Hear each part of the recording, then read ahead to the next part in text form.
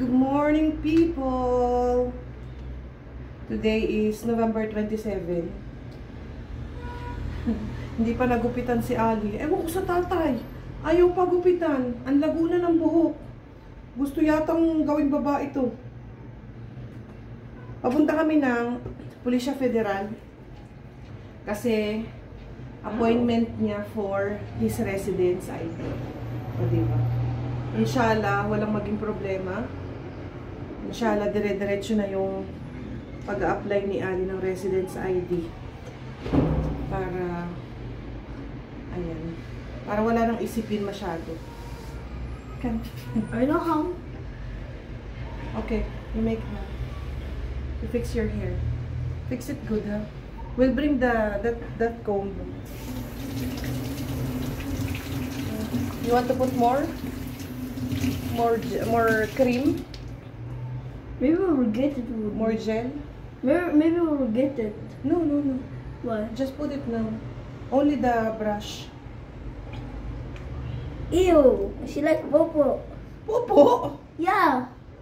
She like popo. I So, know. papunta kami guys ng Police Federal and magdala ako ng water. Dalhin mo yung Pringles mo, Ali.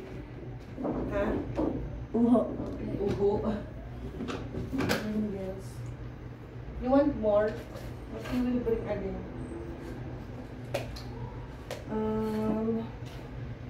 Wala lang siguro. Dala daw siya ng chips. Saka water lang. So, ang appointment ni Ali is at 9:30. And alis kami ng 8. Kasi baka matraffic kami. At medyo maaga kami doon. Kasi guys, minsan nagtatawag sila ng maaga sa appointment. Pero okay lang naman din. Basta eksakto kami sa time ng appointment. Papapasukin pa rin kami. Minsan kasi kapag natapos na yung mga pila doon, tapos yung mga nakaschedule na nagwe-wait doon, kahit for example 9 pa yung appointment nila, 8:30 minsan nakakapasok na kasi nga tapos na yung nasa loob, so maagang pinapapapasok. So okay, now we'll bring this one. Okay, mag-order lang ako ng in-drive guys. Dati naming tinitirahan, 3 minutes lang ang... Wait. Play with Khalid.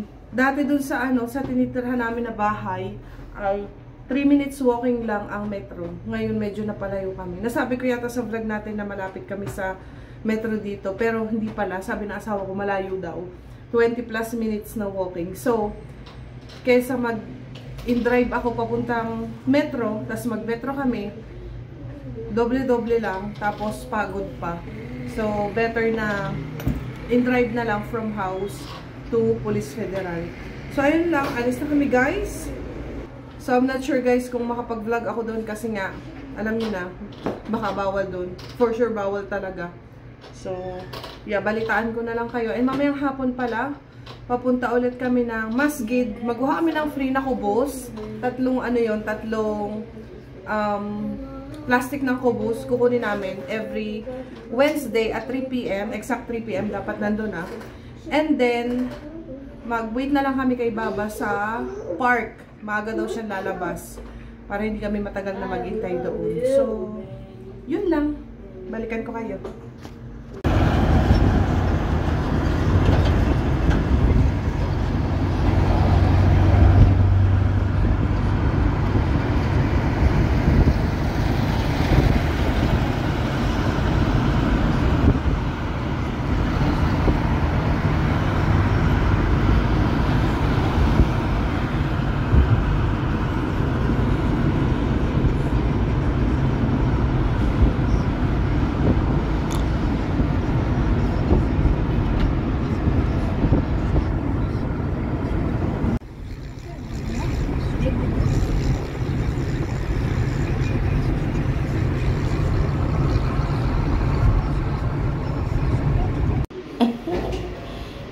Dito na kami, guys. Papunta na kami sa 3rd floor. Nakapag-fill up na kami sa baba.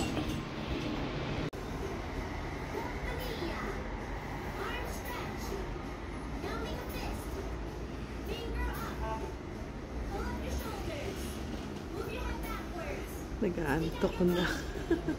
Nanonood sa laptop. Kataas pa ang paa. Si Kuya Ali.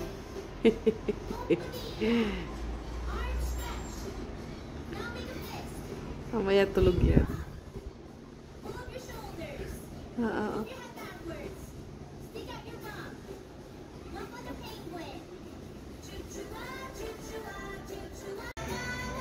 Bahay na kami, guys. Napagod si Ali. O, diba? Alhamdulillah, okay na ang kanyang residence ID. Nakuha na namin yung paper pa lang siya. So, yung mismong ID ay mga 2 months yata, 1 to 2 months. Ali, you're tired? Ha? You're tired? Very tired. Very tired. Ang init sa labas, grabe. Tapos nagugutom din kami. Ito na lang ang aming lunch ni Ali. Bigay ito ng friend ko kahapon. So, thank you so much, be. Ayan. Mozzarella pizza. Nasa ano na siya? Nasa stove na. 15 minutes daw ang baking nito. Ayan. So, waiting lang kaming maluto. And then, kakain na kami. Papunta din kami mamaya sa park. And yun, naulit ko nga kanina. Papunta kami ng masjid.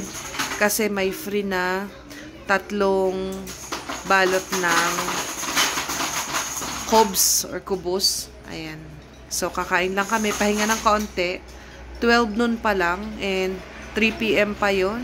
Maya siguro kami alis ng bahay mga around 2:30. Malapit lang naman.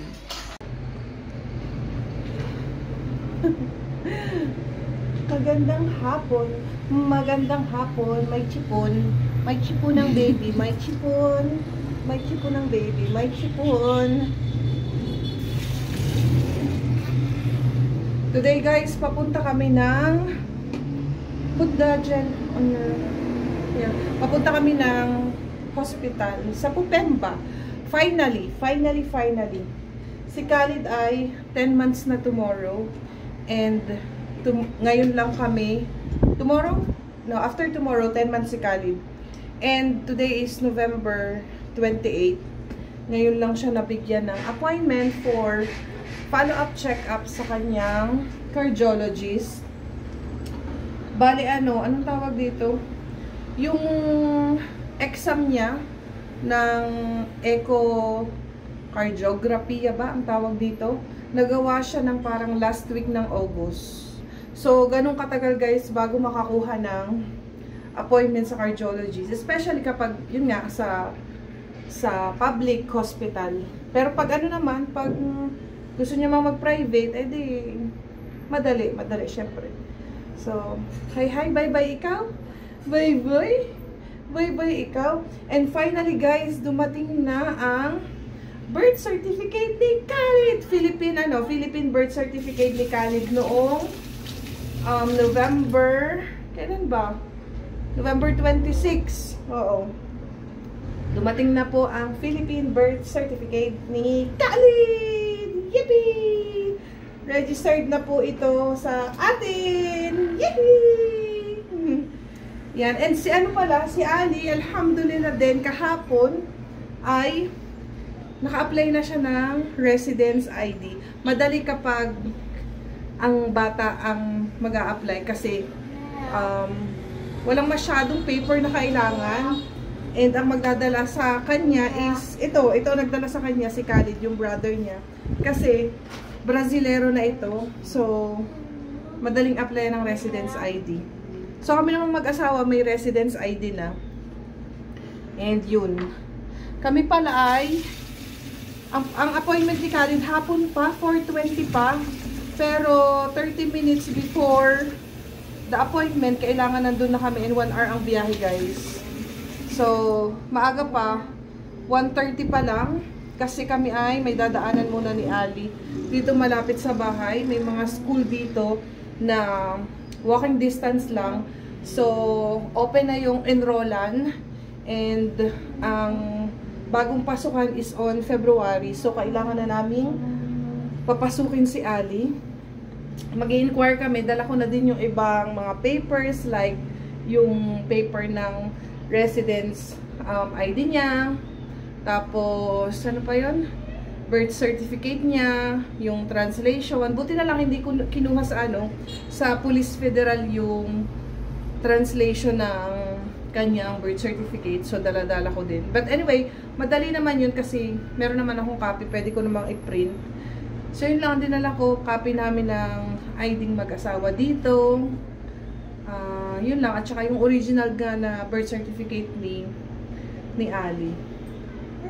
So, paalis na kami guys kasi maglalakad lang kami dito sa school. And sobrang tindi ng init kahapon pa. Actually, si Ali ay nilagnat kahapon.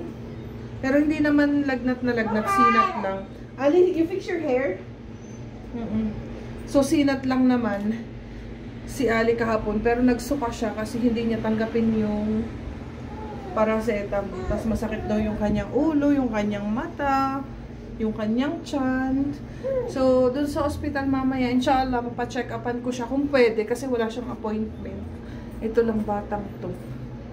So, bye-bye na ikaw. Bye-bye guys. Bye-bye na dun, oh. Bye-bye. Hello, hello, hello.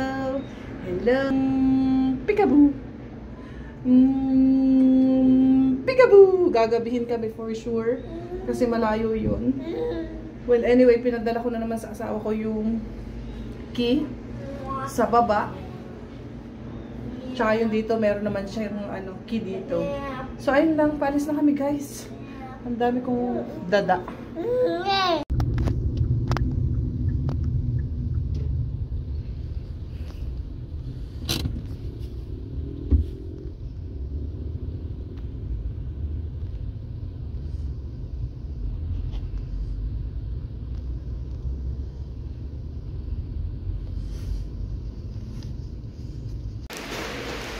Dito na kami guys sa ospital.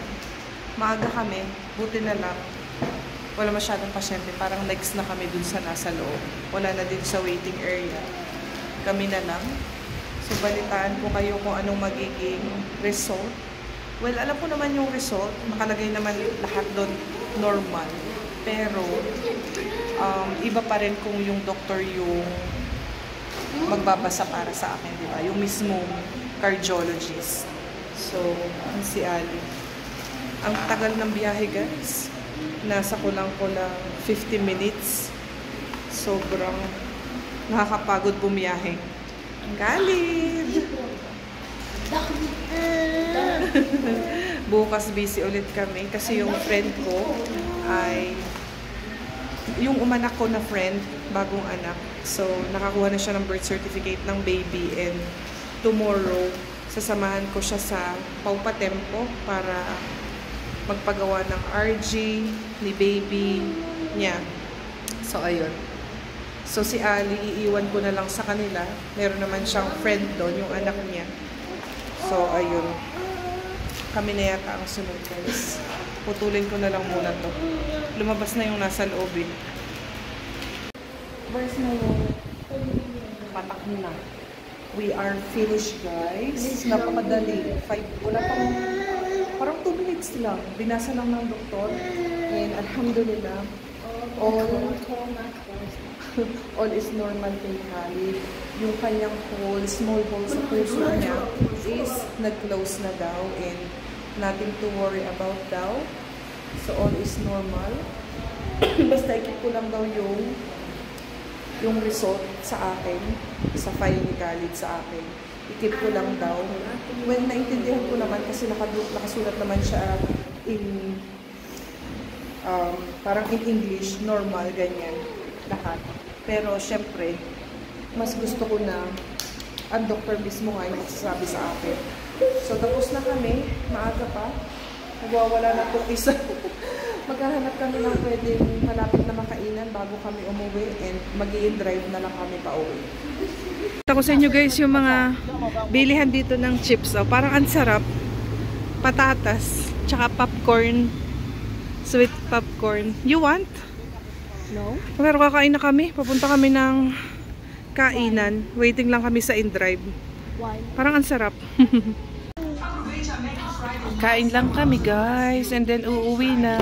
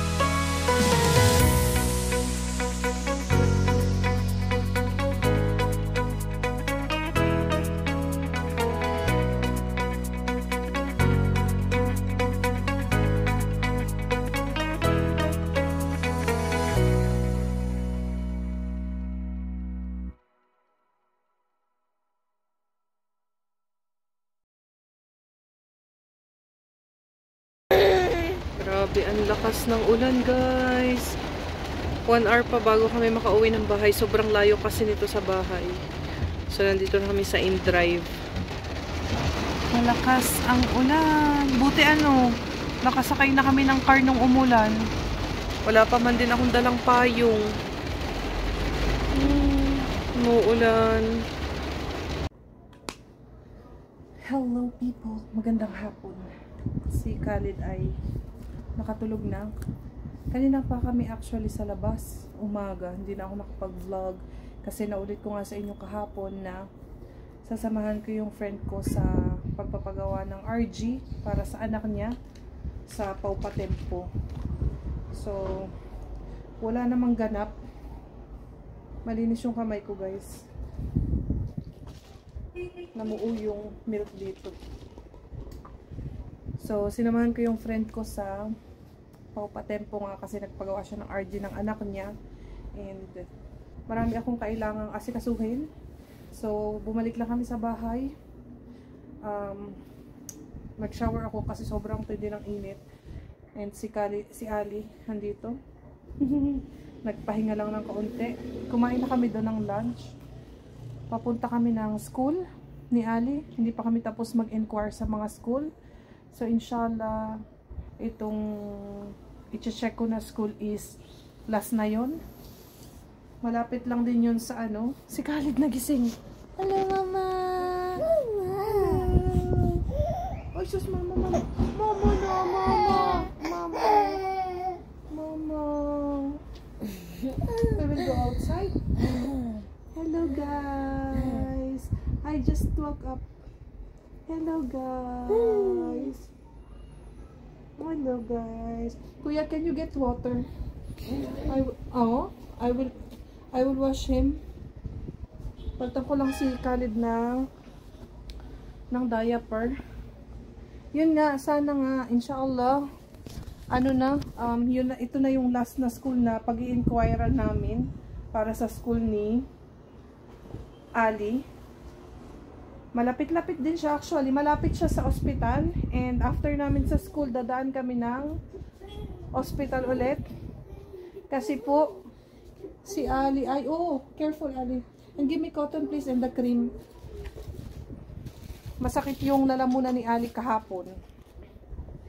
So, hanggang ngayon masakit pa rin. Kapag lumulunok daw siya, makaka ko yung tonsil na mamaga. So, palitan ko lang si Khalid na diaper. And aalis na kami. Maglalakad na lang sana kami, kaya lang pagod na ako guys. So, dali namin yung stroller. Mag-in-drive kami.